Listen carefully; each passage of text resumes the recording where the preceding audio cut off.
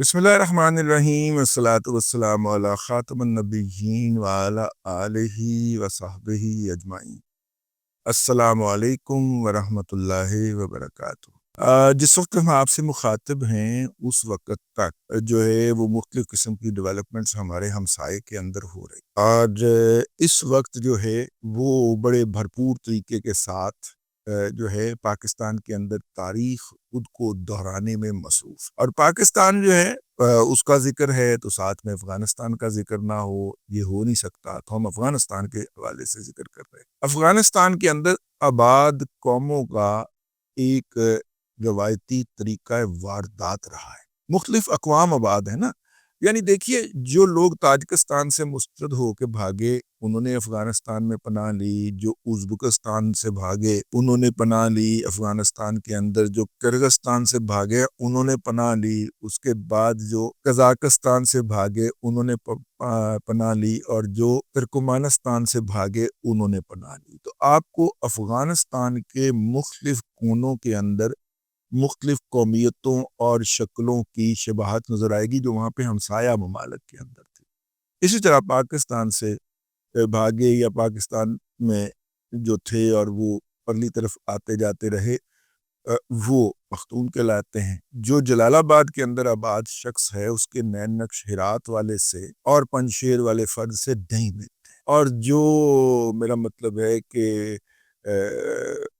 وہ کیا ہے جی مزار شریف میں رہنے والا شخص ہے،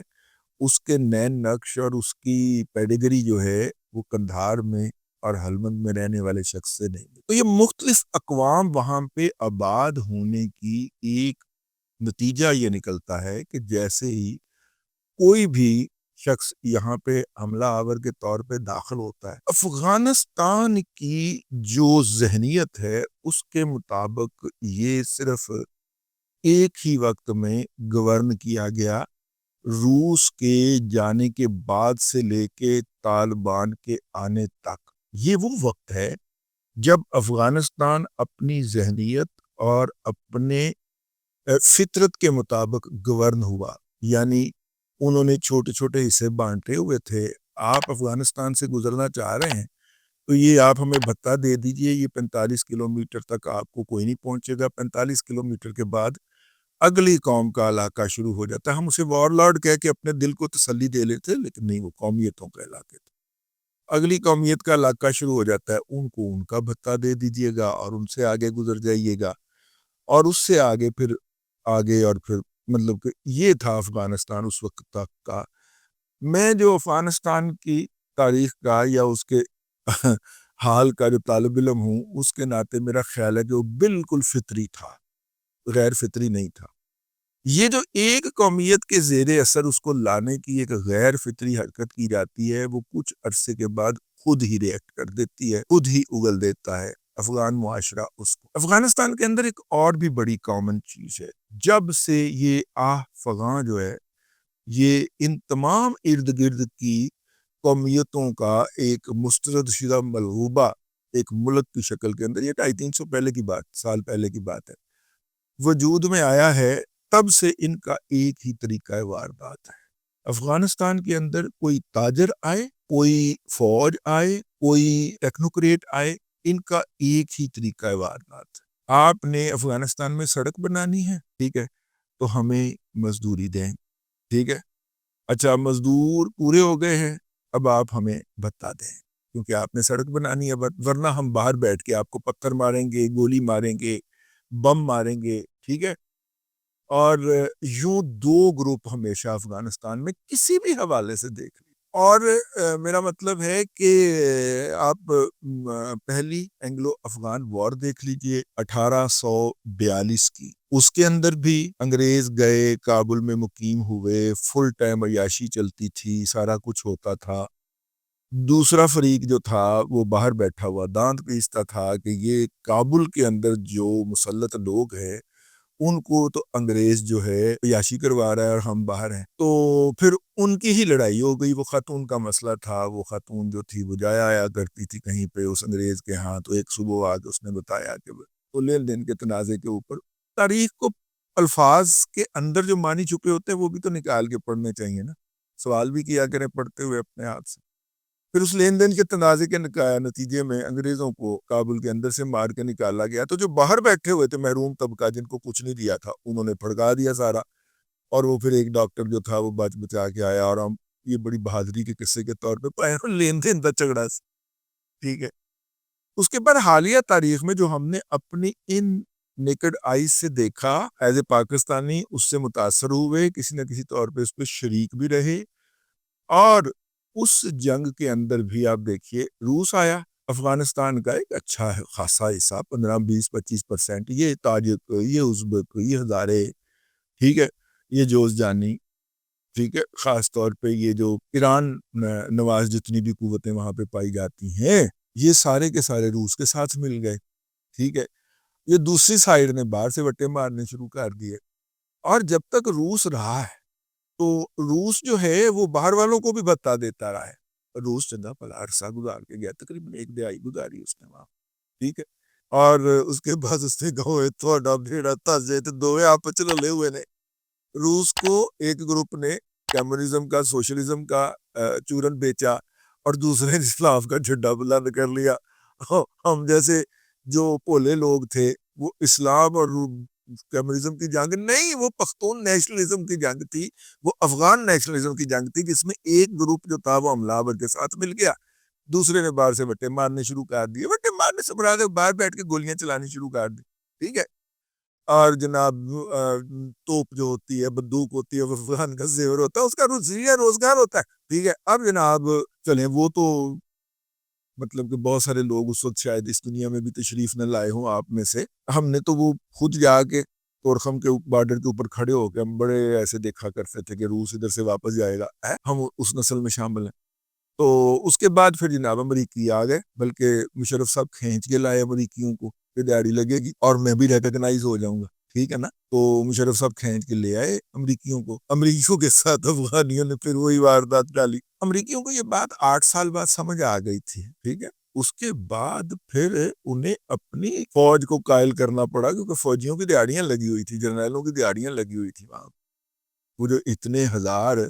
ارب روپیہ، تقریباً 3,000 ارب ڈالر جو ہے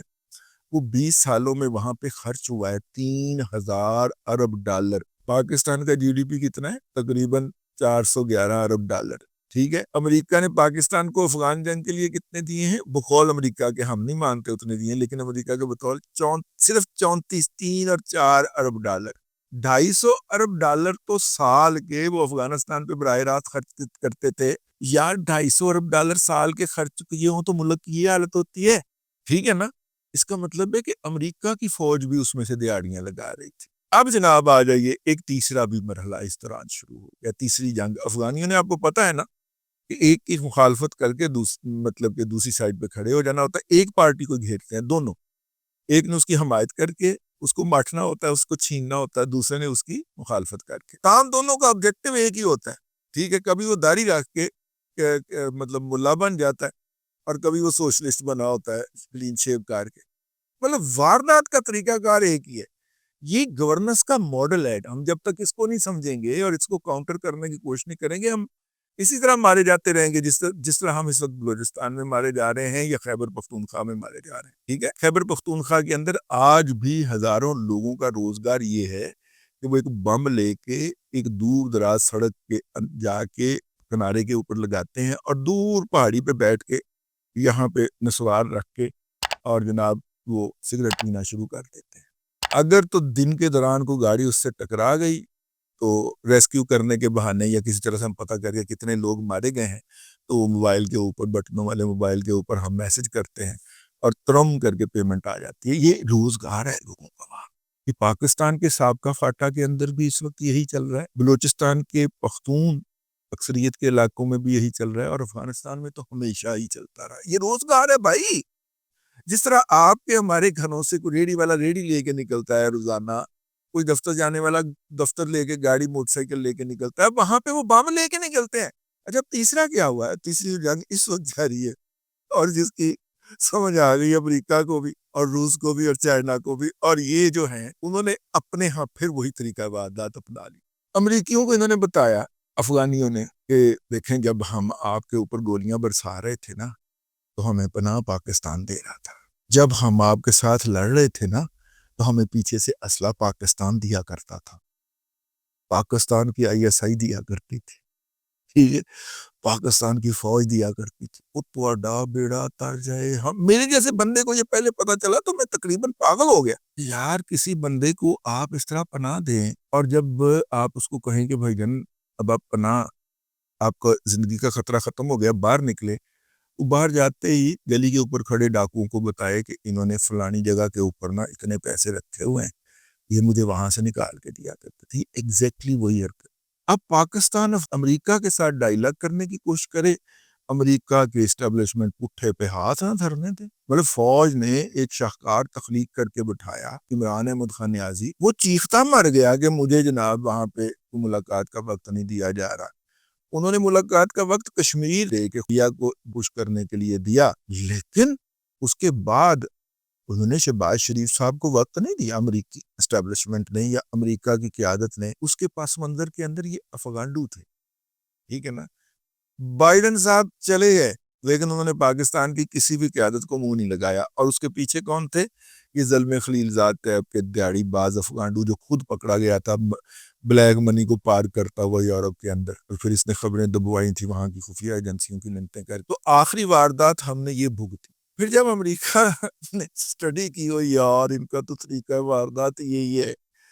تو تب جا کے ٹرمپ صاحب نے آ کے پاکستان کے ساتھ کوئی تعلقات بحال کیے ہیں۔ اب انڈیا کو اگر شوق ہے تو وہ بھی وہاں پہ ڈالر ضائع کر لے۔ اس ساری میں نے آپ کو واردات یا یہ طریقہ واردات اس لیے سمجھایا ہے کہ یہ بنیادی طور پہ یہ انتہائی 2 نمبر لوگ ہیں جو افغانو ہیں، یہ ہمیشہ ان کا طریقہ واردات۔ اب آ جائیے جو پاکستان میں اس وقت صورتحال ہے، اور خاص طور پہ بلوچستان کے اندر جو صورتحال ہے وہ یہ ہے کہ BLA ہو، BLF ہو، مجید برگیڈ ہو، ان کو اس وقت افغانستان کے اندر سے سپورٹ آ رہی ہے۔ ہبت اللہ اخوند زادہ کو یا اس کے نمائندے کو جو ابراہیم صدر صاحب ہیں، ان کو چائنیز نے بھی سمجھا لیا، امریکیوں نے بھی سمجھا لیا کہ بھائی جان ہم نے پاکستان کے خلاف نہیں جانا، اور جب انہوں نے دیکھا کہ روس کی طرف سے گندم بھی آئی ہوئی ہم کھاتے ہیں، روس نے ہماری اکانومی کو بھی چلایا ہوا ہے، چائنا کی خیرات کے اوپر ہم پلتے ہیں، اور امریکہ بھی ہمیں پیسے لگا رہا ہے، لیکن تینوں اس بات پہ پہلی دفعہ متفق ہیں کہ آپ نے پاکستان کے خلاف نہیں جانا۔ پھر انہوں نے کیا کیا کہ مختلف قسم جو ان کے اضلاع ہیں، خاص طور پہ ہلمند صوبہ جو ہے ان کا، جس کے اندر آپ سمجھے کہ پاکستان کے ساتھ وہ چمن وغیرہ کے علاقے پہ جڑتا ہے، اور جو اس کے گورنر صاحب ہیں، جو آرمی چیف صاحب ہیں، وہ ظاہر ہے کہ ہبت اللہ صاحب کے رائٹ ہینڈ ہیں اور بڑے ہیں۔ اسی طرح اس کے ساتھ والا جو صوبہ ہے جس کے اندر وہ لشکرگاہ کے کیا ہے اس طرح کا وہ بھی واقعہ ہے، یہ 2-3 صوبے جو ہیں ان کے گورنر جو ہیں وہ ایک دم انڈیپینڈنٹ ہو گئے، ان سے آگے انڈینز مل رہے ہیں براہ راست، یعنی کہ وہ بھارت کا جو قومی سلامتی کا مشیر ہے اجیت ڈوبھل کابل آیا، کندھار گیا، اس کے بعد ان کے صوبائی دارالحکومتوں میں ان سے مل کے گیا، اور کئی گھنٹے اور کئی دن رات اس نے قیام کیا ان کے ساتھ، ٹھیک ہے نا، وہ مل کے گیا۔ اس وقت بلوچستان کے اندر افغانستان کے انہی 3 صوبوں سے ملحقہ علاقوں سے امداد آ رہی ہے، پیسے آ رہے ہیں، اور یہاں پہ دیے کس کو جا رہے ہیں؟ ایک سیکولر جو کہ